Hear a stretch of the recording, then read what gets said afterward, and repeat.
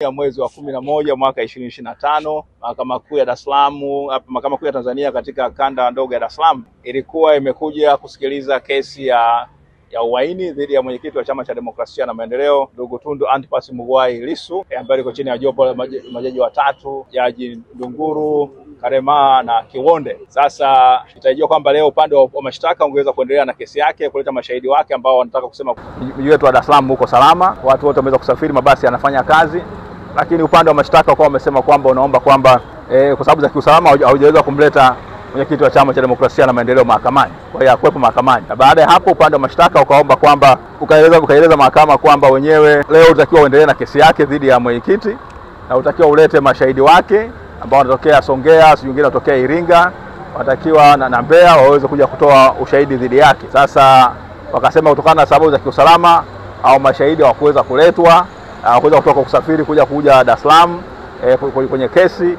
Kwa hiyo na wao waweze kujiandaa vizuri, kuweza kuandaa mashahidi wao hawa waweze kutoa ushahidi. Kwa hiyo kwa sababu hiyo kwa wameomba ahirisho la wiki mbili. Kwa maana hiyo tarehe 10 leo mwezi wa 11 ukiongeza wiki mbili maana yake ni siku 14, ingekuwa maana tunazungumzia tarehe 24 au 25 ya mwezi huu. Jopo la majaji wao watatu, Jaji Ndunguru, Kiwonde na Karema, baada ya kulichakata hilo ombi wamesema kwamba hawakubaliana na upande wa serikali kusema kwamba kesi iahirishwe kwa wiki mbili, bali wameahirisha kwa siku mbili, yani ya leo na kesho, na kwamba tarehe 12 ya mwezi wa 11 mwenyekiti wa Chama cha Demokrasia na Maendeleo ndio Tundu Antipas Mughwai Lissu aletwe mahakamani na kesi iendelee. Na mahakama imeamrisha kwamba ule hati ya wito wa kumuita mahakamani itolewe na aje, na upande wa mashtaka siku hiyo uendelee na kesi yake dhidi ya mwenyekiti. Maana yake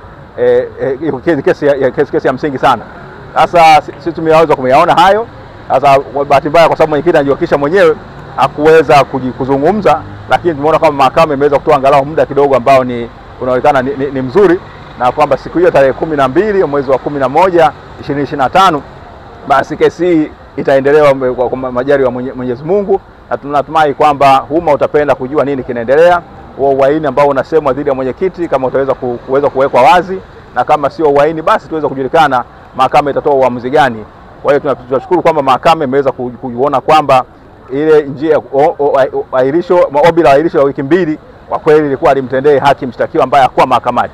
Hata angekuwa upande ule angekuwa hata kesi imeletwa kwa njia ya kimtandao kwamba naye kule gerezani ameweza kusikilizwa, basi ingekuwa nafuu. Lakini mahakama imeamua kusimama katika kusimamia misingi ya haki na kusema basi imetoa siku mbili ambazo ni kwamba wale mashahidi wa serikali kuanzia hivi sasa huko kokote waliko basi wao waje